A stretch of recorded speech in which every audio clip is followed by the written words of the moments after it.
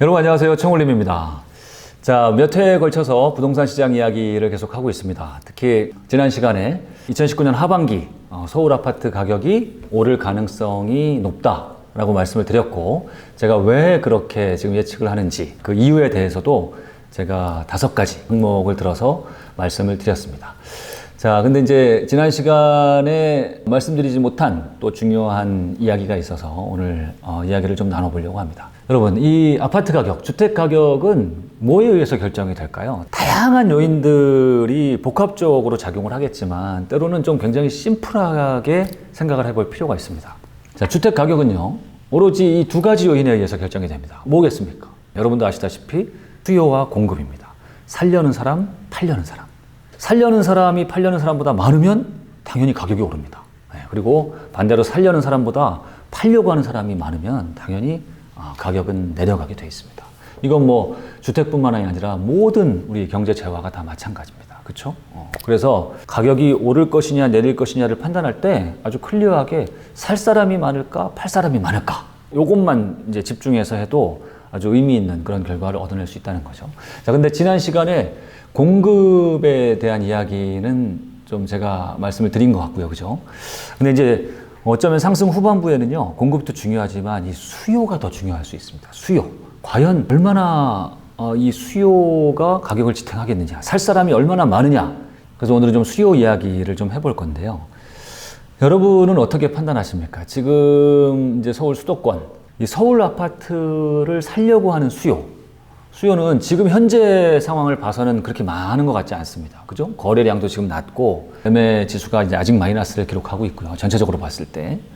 아직도 하락을 얘기하는 사람들이 많은 것 같고, 그런 상황입니다만, 실질적으로, 현실적으로는 어떨까요? 서울 아파트를 사고 싶어 하는 사람들이 진짜 현실적으로 정말 없을까요? 사고 싶어 하는 사람이. 그게 아니라 사고 싶어 하는 사람들은 많은데, 어떠한 요인에 의해서 사고 싶어 하는 욕망을 지금 잠깐 감추고 있는 걸까요? 저는 당연히 후자라고 생각을 합니다. 이렇게만 봐도 알 수 있어요. 9.13 대책이 나오기 전에 작년 그 여름, 가을에 폭등장 때요. 그때 난리도 아니었지 않습니까? 서울 25개구의 어느 지역을 가고 어느 부동산을 들어가 봐도 난리도 아니었습니다. 진짜 하루에도 막 거래가 수십 거래가 일어나고 매매 계약을 해놓고 계약금의 10% 100 그 배상을 하면서까지 계약이 취소되고 막 통장을 없애고 뭐 난리도 아니었지 않습니까? 그랬던 그 엄청났던 수요, 그 폭발했던 수요가 정상적으로 다 사고 싶어하는 집을 사고 그러고서 그 수요가 잦아든 것이냐? 그게 아니라 사고 싶어하는 수요는 정말 많은데 정부 규제나 이런 요인에 의해서 강제적으로 지금 그 수요가 없어진 게 아니라 지금 물 밑에 이렇게 잠겨 있느냐? 어떤 쪽이 맞냐 이거죠. 이건 누가 봐도 후자, 지금 물 밑에 그 수요가 잠겨 있다라고 보는 게 맞을 거라고 생각을 합니다. 이건 뭐 그냥 제 개인적인 판단이 아니라 여러분도 다 동감을 하실 거라고 생각을 하고, 제가 실제로 부동산 강의를 제가 하면서 강의장에 오신 무주택자든 다주택자든 여쭤보면 거의 뭐 하나같이 지금 동감을 하고 있는 그런 얘기입니다. 사고 싶은데 근데 정부 규제가 너무 세서 가격이 안 오를 것 같아서 그래서 지금 일단 대기 중이다라고 하는 분들이 거의 대부분이라는 거죠. 약간의 좀 수치적인 거를 생각을 해보면 인구 1000만의 서울은요, 세대수가 총 400만 가구인데요. 400만 가구 중에 무려 절반, 50%인 200만 가구가 무주택자입니다. 언제든지 이제 유주택자로 바뀔 수 있는 수요인 거고요. 그리고 이 주택시장의 실수요자는 무주택자뿐만이 아닙니다. 1주택자도 실수요자입니다. 왜 그렇죠? 갈아타기 수요이기 때문에 그렇습니다. 지금 내가 1주택자이긴 하지만 뭐 좀 너무 구축을 갖고 있다. 다 새 아파트에 대한 로망이 다 있지 않습니까? 욕망이 있고 언제든지 갈아타기를 할 수 있기 때문에 1주택자도 실수요자고, 그리고 또 중요한 일시적 2주택자도 실수요자에 속합니다. 그래서 이 무주택자, 그 다음에 1주택자, 일시적 1가구 2주택자, 이 모두 실수요자이고, 이 세 계층은 다 정부의 강력한 세금 규제, 대출 규제에서 어느 정도 자유로운 굉장히 총알을 많이 갖고 있는 그런 실수요자라는 겁니다. 이 실수요자 세대가 지금은 이제 정부의 규제 약발이 아직까지 먹히고 있고 뭐 이런 여러 가지 뭐 대내 환경 때문에 집값이 오르기 힘들다라고 판단이 되니까 지금 물 밑에 잠겨 있지만, 언제든지 환경이 무르익으면, 한마디로 집값이 오를 것 같으면, 그리고 실제로 집값이 오르는 게 눈에 보이면 언제든지 이 물 밑에서 이 물 위로 쏟아져 나올 수 있다라고 저는 판단하고 있습니다. 이게 그냥 뭐 제가 아무런 근거 없이 판단하는 것도 아니고요. 저는 항상 이제 과거의 경우에서 지금 현재와 좀 미래를 내다보려고 노력을 하는 편인데, 지난 참여정부 때하고 지금 모든 상황이 지금 비슷하게 돌아가고 있습니다. 집값이 오른 어떤 기간, 집값이 오른 정도도 굉장히 비슷하고요. 그 다음에 상승 후반부에 굉장히 큰 영향을 미치는 정부 정책도 지금 굉장히 비슷하게 정책이 이루어지고 있고, 그 다음에 뭐 대내외 환경도 비슷합니다. 참여정부 때도 경제 상황 매우 그렇게 썩 좋지 않은 적이 많았습니다. 그럼에도 불구하고 집값이 많이 올랐고, 모든 게 지금 비슷하게 가고 있는데, 지난 참여정부 때 한 2000년부터 주택가격이 급격하게 오르기 시작해서 서울에 2003년까지 너무 올랐고, 그리고 이제 규제 때문에 한 2004년에 1년 동안 주춤했고, 그러다가 2005년부터 다시 상승하기 시작했고, 그러고서 종래는 규제는 다 했음에도 불구하고 그 규제 약발이 한 6개월 뭐 많아야 1년 이렇게 가다가 계속 오르고 하다가 2006년도에 어떠한 규제도 먹히지 않는 상태에서 2006년도에 우리 부동산 역사상 전무후무한 그 대폭등이 일어났단 말입니다. 2006년 가을에. 근데 그때 그 대폭등 한 달 만에 막 1억, 2억씩 가격이 올랐었는데요. 그때 그 대폭등의 수요자들이 누구였냐면 다주택자 투자 수요가 아니었어요. 거의 대부분 무주택자들 또는 1주택자들의 가르타기 수요, 이게 대부분이었다는 말입니다.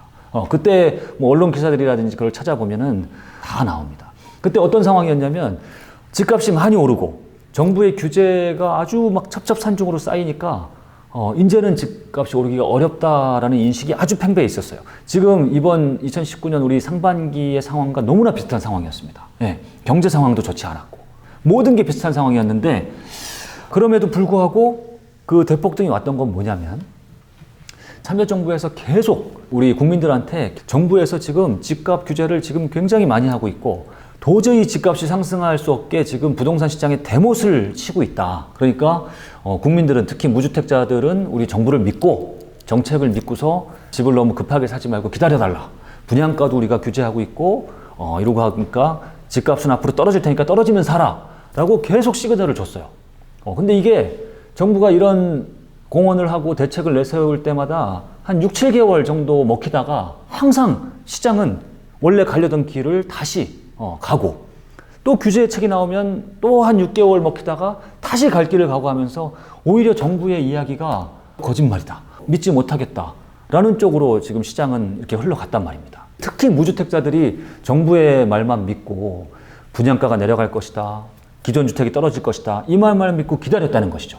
기다렸는데 시간이 가면 갈수록 오히려 시장은 반대로 기존 주택 가격도 오르고, 분양도 로또 분양을 정부에서 만들겠다고 했는데 그 로또 분양의 수혜는 극히 일부한테만 돌아갔다는 거죠. 판교 분양 같은 거 막 몇천 대 1이 나오고 정부의 희망 고문에 시달리던 그 많은 무주택자들, 1주택자들이 더 이상은 못 참겠다 하고서 일시적으로 그 실수요자들이 시장에 몰려 나오면서, 그러면서 그 2006년도 가을에 대폭등이 일어났다는 겁니다.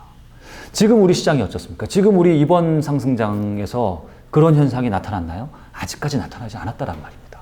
지금 현상이 2006년도에 폭등이 일어나기 전 상황과 저는 어떻게 봐서는 아주 많은 면에서 비슷하다라고 판단을 하고 있고, 지금 정부가 정책을 써나가고 있는 방향도 어쩌면 그때와 너무나 비슷하게 가고 있고, 모든 면에서 지금 비슷하게 흘러가고 있기 때문에 지금 서울 아파트가 많이 오르긴 했으나 지난 참여정부 때처럼 언제 어느 때 지금 이렇게 물밑에 잠겨있는 그 실수요자, 무주택자, 1주택자, 일시적 2주택자, 이 실수요자들이 언제 이제 아니면 안 되겠다, 더 이상 못 참겠다 하고서 이 시장으로 확 쏟아져 나올지 모른다. 그리고 그럴 개연성도 얼마든지 있다라고 판단합니다. 그게 뭐 빠르면 올해 하반기가 될지 아니면 내년이 될지 아니면 뭐 내후년이 될지 모릅니다. 뭐 그거는 이제 신의 영역이죠. 그러나 그럴 개연성이 얼마든지 있다라고 저는 판단을 하는 겁니다.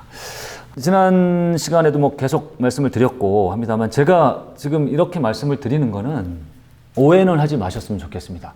지난 역사상에서 이런 경험이 얼마든지 있었고, 그리고 지금도 돌아가는 모습을 보니까 또 그런 비슷한 모습이 나타나고 있다라는 그런 현상을 제가 말씀드리는 거고요.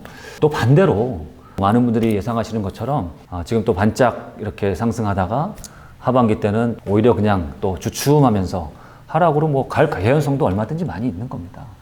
여러분들은 전문가 아니면 투자자들 앞에 나와서 이런 이야기들을 하는 사람들의 이야기를 종합적으로 잘 살펴보십시오. 저같이 하반기에 오를 거라고 생각하는 사람들의 말도 한번 들어보시고, 아니면 또 하락을 전망하는 그런 하락론자의 전망도 지켜보시면서 조목조목 따져서 가능한 객관적으로 집값이 어떻게 될지 한번 스스로 한번 생각을 해보시고, 그리고서 쉽지는 않으시겠습니다만 본인 상황에 맞게 또 본인 스스로 판단을 하셔서 아직 뭐 상승할 가능성이 있겠다라고 판단이 되면 좀 내 집 마련도 한번 생각해 보실 필요도 있는 거고요. 뭐 그렇지 않다면 조금 기다리실 필요도 있고, 이런 전문가의 의견을 참고해 보시면서 여러분 나름대로의 집값 전망을 한번 해보시기 바랍니다. 오늘 방송 여기서 마치겠습니다. 감사합니다.